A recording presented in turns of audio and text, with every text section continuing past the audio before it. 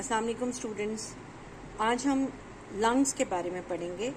सबसे पहले लंग्स जो हैं वो किस सिस्टम का पार्ट है। हमेशा जब भी आपने बतानी है कोई चीज़, तो कोई ऑर्गन के बारे में बताना है, तो आपने सबसे पहले बताना है कि वो ऑर्गन जो है वो किस सिस्टम का पार्ट है। ठीक है।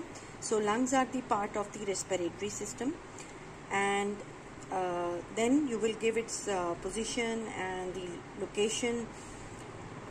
तो दो लंग्स हैं, 2 cone shaped lungs हैं, 1 lying on each side of the midline in the thoracic cavity. So thoracic cavity में जो है ये on each side of the midline lie करते हैं। अभी ये मैं आपको आगे फिगर में दिखाती हूँ। अच्छा, अब अगर हम लंग का स्ट्रक्चर देखें तो उसका एक ये चूँकि कोन शेप है तो इसकी एक एपेक्स है, एक बेस है, कॉस्टल सरफेस है और एक मीडियल सरफेस है। सो आप अगर यहाँ पे देखें तो ये थोरेसिक कैविटी है। ठीक है। ये नीचे थोरेसिक कैविटी का जो लोअर लिमिट है दैट इज द डायफ्राम, इसके नीचे एब्डोमिनल कैविटी शुरू हो जाती है और ये जगह जो है ये रूट ऑफ नेक है, जहाँ पे ये ग्रेट वेसल्स जो हैं ये रूट और नेक से आ रहे हैं और जा रहे हैं। ठीक है। So this is the thoracic cavity. ये सारी थोरेसिक कैविटी है जो कि बाउंड होती है बाय द रिब्स और इंटरमस्कुलर जो इंटरकॉस्टल मसल्स होते हैं। ठीक है। और रिब्स के साथ, और फ्रंट पे स्टर्नम होती है, यहाँ पे स्टर्नम हटाई हुई है। So you can see here the lungs. ठीक है। So there are 2 lungs on each side और ये on the side of the thoracic cavity पड़े हैं। दरमियान में जो है वो मिडियास्टिनम है। मिडियास्टिनम क्या होता है? It is the space in the thoracic cavity between the 2 lungs और between the 2 lungs. Now here you can see the apex of the lung. ये एपेक्स है लंग का। नीचे जो है जो ये बेस है और ये सामने आपको कॉस्टल सरफेस नजर आ रही है। साइडों पे जो है वो भी कॉस्टल सरफेस होगी। मीडियल सरफेस जो है वो इधर lung inside facing the heart. ठीक है। This is the medial surface. अच्छा, अब इसका एपेक्स जो है ये राउंडेड है और ये रूट ऑफ नेक में राइज करता है। So its apex is rounded and it rises in the root of neck. So अब इसका क्या इशू है, इसकी क्या क्लिनिकल सिग्निफिकेंस है? ये जो रूट ऑफ नेक में लंग का पोर्शन एक्सटेंड करता है। ठीक है।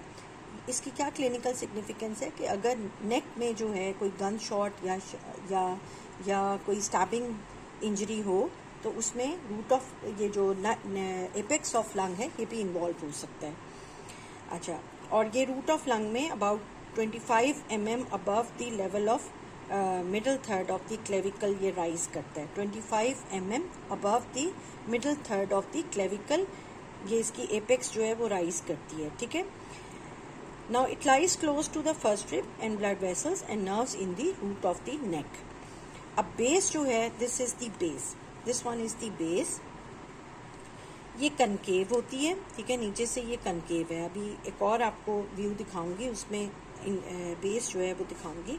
तो ये कनकेव है और सेमी ल्यूनर इन शेप है and lies on the upper thoracic surface of the diaphragm. Lies on the upper thoracic surface of the diaphragm. Costal surface जो है this is the broad outer surface of the lung that lie directly against the costal cartilages. तो यहाँ पे अब costal cartilages जो हैं वो यहाँ पे रिमूव किया हुआ है। costal cartilages को,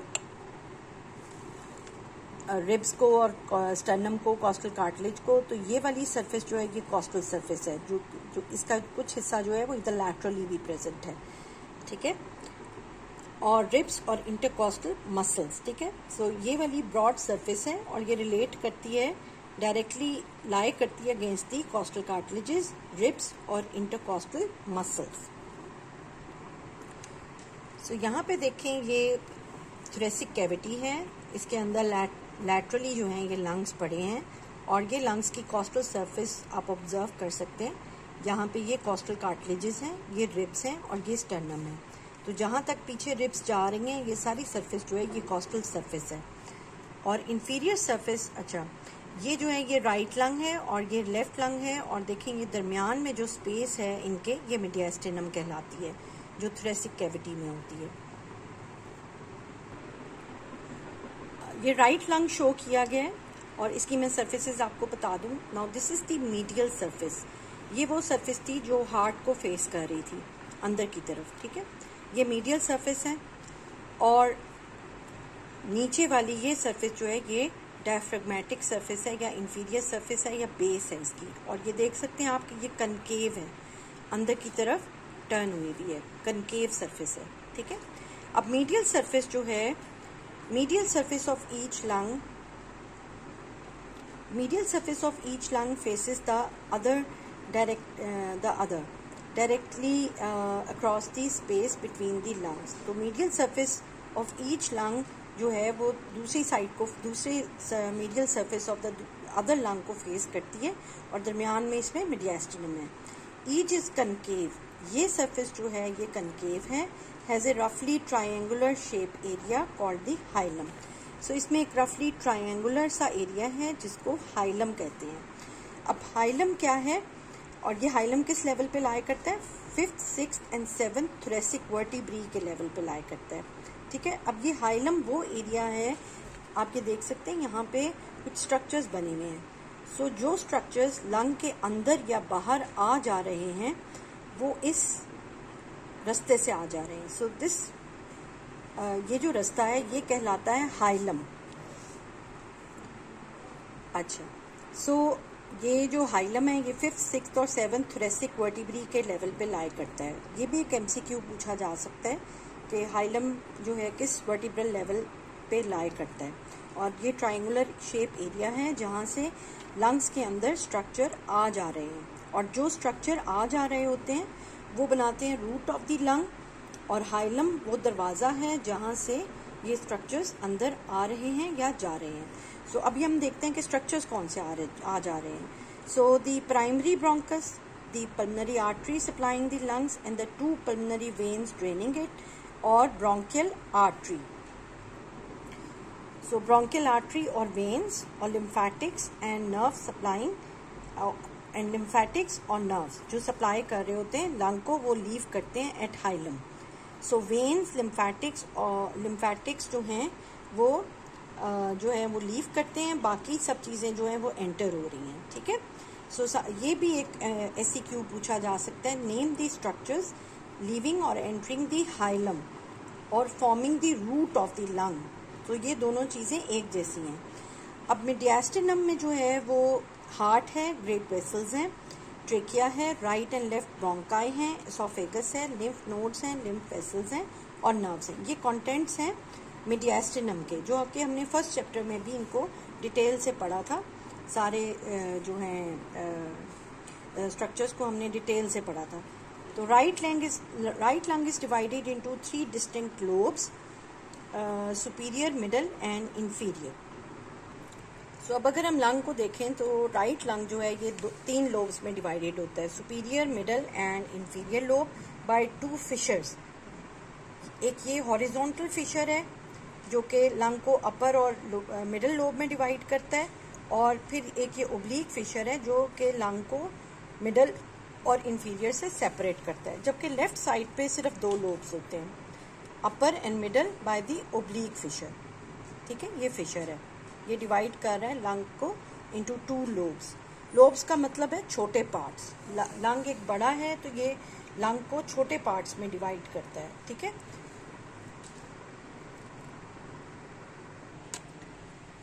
तो लंग जो है लंग को स्मॉलर पार्ट्स में डिवाइड करते हैं बिकॉज लेफ्ट लंग जो है it is smaller because the heart occupies space left to the mid line. अब क्योंकि लेफ्ट साइड पे हार्ट आ जाता है इसलिए जो लेफ्ट लंग है वो थोड़ा छोटा है.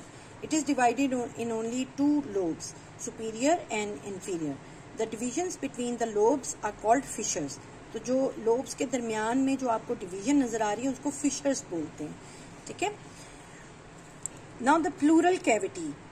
प्लूरल कैविटी ये कंसिस्ट करती है of a closed sac. Okay, so pleural cavity consist करती है closed serous membrane, close sac of serous membrane, 1 for each lung, जो कि कंटेन करता है small amount of serous fluid. अब जैसे आपने पढ़ा था हार्ट में, द हार्ट जो है, अगर आप ये कंसिडर करेंगे हार्ट है, तो हार्ट जो है वो सीरस पेरिकार्डियम में एनक्लोज था। सीरस पेरिकार्डियम की 2 लेयर्स थी, एक प्राइटल लेयर थी और एक विसरल लेयर थी, जो कि हार्ट के बिल्कुल साथ जुड़ी हुई थी, और उन दोनों के दरमियान में एक स्पेस थी जिसको पेरिकार्डियल कैविटी कहते हैं। इसी तरह लंग्स में भी, लंग्स भी एनक्लोज्ड होते हैं with the pleural cavity. So lungs are enclosed in pleural cavity. You can see here, this is the visceral parietal pleura, parietal layer of serous pleura, and this is the visceral layer. और उनके दरमियान में जो space है उसको pleural cavity कहते हैं। ये बाहर रिब्स हैं, उसके बाद प्लूरा की 2 लेयर्स आती हैं और फिर लंग्स आते हैं। ओके, सो ये मैंने आपको बता दिया है कि अगर हम बैलून को वाटर से फिल कर लें और उसके अंदर अपना हाथ डालें तो कैसे, जो ऐसे 2 लेयर्स हमारे हाथ को सराउंड करती हैं, तो ये रिप्रेजेंट करती हैं प्लूरा या पेरिकार्डियम को। इसी तरह प्लूरा या पेरिकार्डियम जो है वो हार्ट को सराउंड कर रही होती है। तो जो हमारी फिस्ट के साथ लेयर होती है, ये देखिए यहाँ पे, ये विसरल है, और जो बाहर की तरफ है वो प्राइटल है, और ये दोनों आपस में हाइलम पे जाके मिल रही होती हैं। जो हाइलम आपको पहले दिखाया था ना लंग का, वहां पे ये मिल रही होती हैं, विसरल और प्राइटल लेयर। अब जब लंग एक्सपेंड करते हैं और रिक्वाइल करते हैं within the pleural sac lubricated by the pleural fluid, तो फ्रिक्शनलेस मूवमेंट होती है। Although the pleural membrane is described as 2 sheets, the visceral and pleural membrane, the description refers to whether the layer is outer or inner. It is still one membrane consider होती है, लेकिन होती इसकी 2 layers हैं। A similar arrangement around the heart allows it to beat without friction in the chest. So the जो basic function है pleura का, वो frictionless movement provide करना है। सो विसरल प्लूरा जो है वो एडहेयर करती है to the lung, covering each lobe and passing into the fissure that separates them, और ये इस फिशर के अंदर भी जाती हैं। It folds back on itself in the region of the hilum to form the parietal pleura. ठीक है, समझ आ गई? जो मैंने आपको पहले बताया था कि विसरल प्लूरा जो है ये एक तो ये बिल्कुल एनक्लोज करती है लंग को, उसके साथ चिमड़ी भी होती है। एडहेयर करना मतलब उसके साथ बिल्कुल स्टिक की हुई होती है, और ये जो है ये फिशर्स में भी पास करती है, जो कि इन लोब्स को सेपरेट कर रहे होते हैं, लंग के लोब्स को। It folds back on itself in the region of the hilum. So जहां हाइलम का रीजन है वहां पे ये जब बाहर की तरफ आती है तो ये प्राइटल प्लूरा बना देती है। प्राइटल प्लूरा जो है ये एडहेयर करती है to the inside of the chest wall and the upper surface of the diaphragm.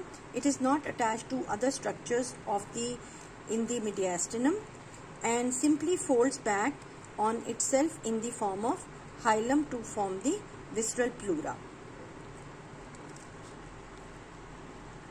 अब अगर आप देखें तो प्लूरल कैविटी जो है ये एक पोटेंशियल स्पेस है और कोई एयर कंटेन नहीं करती। So the pressure within is relatively negative to the atmospheric pressure. तो प्लूरल कैविटी के अंदर जो प्रेशर होता है वो रिलेटिवली नेगेटिव होता है as compare to the atmospheric pressure.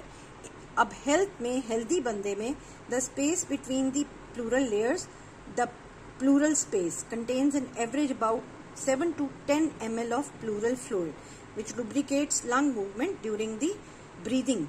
ये breathing में ये lubricate करता है lung movements को, ठीक है। The 2 layers of the pleura with pleural fluid between them. The 2 layers of the pleura with pleural fluid between them behave in a way as 2 pieces of glass separated by a thin film of water. अब ये ऊपर एक दूसरे के ऊपर easily glide कर जाते हैं, लेकिन ये difficult होता है इनको अलहदा करना, क्योंकि इनके दरमियान में surface tension होती है between the membrane and the fluid. This is essential for keeping the lung inflated against inside of the chest wall.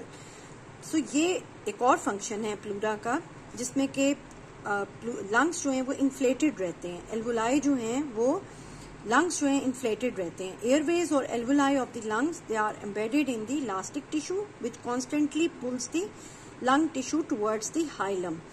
But because pleural fluid holds the two pleura together, the lung remains expanded.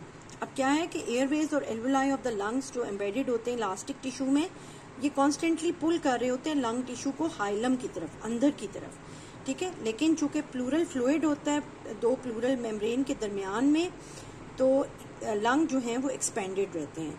If either layer of pleura is punctured, अगर एक भी layer of pleura punctured हो जाती है, whether it is visceral और the parietal, air is sucked into the pleural space. अब pleural space में air आ जाती है एंड पार्ट और all of the entire underlying lung collapse कर जाता है क्योंकि नेगेटिव प्रेशर खत्म हो जाता है.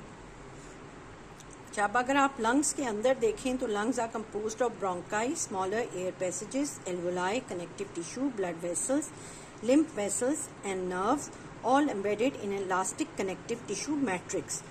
अब each lobe is made up of large number of lobules. So her lobe जो है वो छोटे छोटे मजीद पार्ट्स पे कंसिस्ट करता है जिनको लोब्यूल्स कहते हैं. और इन लोब्यूल्स में स्मॉलर एयर पैसेजेस होते हैं, एल्वुलाई होते हैं, ब्रोंकाई के पार्ट होते हैं, स्मॉलर एयर पैसेजेस होते हैं, एल्वुलाई होते हैं, कनेक्टिव टिश्यू होता है, ब्लड वेसल्स होते हैं, लिम्फ वेसल्स होते हैं, नर्व्स होते हैं. और ये तमाम जो हैं इलास्टिक कनेक्टिव टिश्यू मैट्रिक्स में एम्बेडेड होते हैं. So now the pulmonary blood supply. So pulmonary blood supply, pulmonary trunk divides into right and left pulmonary arteries. याद रखें ये pulmonary artery deoxygenated blood carry कर रहे हैं, ठीक है, to each lung. Within the lung, each pulmonary artery divides into many branches, which eventually end in a dense capillary network around the alveoli. ये अभी मैं आपको दिखाती हूँ आगे. अब ये डेंस कैपिलरी नेटवर्क जो है, ये इसके थ्रू जो है ये एक्सचेंज होता है. The wall of the alveoli and the capillaries each consist of one layer of flattened epithelial cells on a thin basement membrane. तो एक तरफ एल्वुलाई की सिंपल स्क्वेमस एपिथेलियम होती है, दूसरी तरफ कैपिलरीज की एंडोथेलियम होती है और दरमियान में थिन बेसमेंट मेम्ब्रेन्स हैं. The exchange of gases between the air in the alveoli and blood in the capillaries takes place across these two very fine membranes. इसको बोलते हैं रेस्पिरेटरी मेम्ब्रेन, ठीक है. तो जो कैपिलरी, ये पल्मोनरी कैपिलरी हैं, एमर्ज करते हैं into network of pulmonary venules, which in turn form two pulmonary veins carrying oxygenated blood from the lung back to the atrium of the heart. Basically 4 pulmonary veins बनती हैं. Blood supply to the respiratory passages, lymphatic drainage and nerve supply जो है वो इसकी हम अभी करते हैं. So यहाँ पे आप देखें कि ये जो है ये रेस्पिरेटरी पैसेजेस आ रहे हैं और ये डिवाइड कर रहे हैं और ये एल्वुलाई बन रहे हैं. अब इन एल्वुलाई के इर्द गिर्द कैपिलरीज हैं, इन्होंने अपना जाल बनाया हुआ है और इसके थ्रू जो है वो एक्सचेंज हो रहा है ऑक्सीजन और कार्बन डाइऑक्साइड का. If you see the second picture, this is the wall of the alveoli और यहाँ पे आप देखें तो ये सिंपल स्क्वेमस एपिथेलियम है और ये ब्लड वेसल्स हैं, ब्लड कैपिलरीज हैं, ठीक है. तो इनके दरमियान में और इनके दरमियान में सिर्फ एक एपिथेलियल सेल्स का फर्क है. ये एपिथेलियल सेल, इसकी वॉल और बेसमेंट मेम्ब्रेन और एंडोथेलियम की वॉल. सो यहाँ ये कहलाता है रेस्पिरेटरी मेम्ब्रेन, जहाँ से ऑक्सीजन और कार्बन डाइऑक्साइड का एक्सचेंज हो रहा है.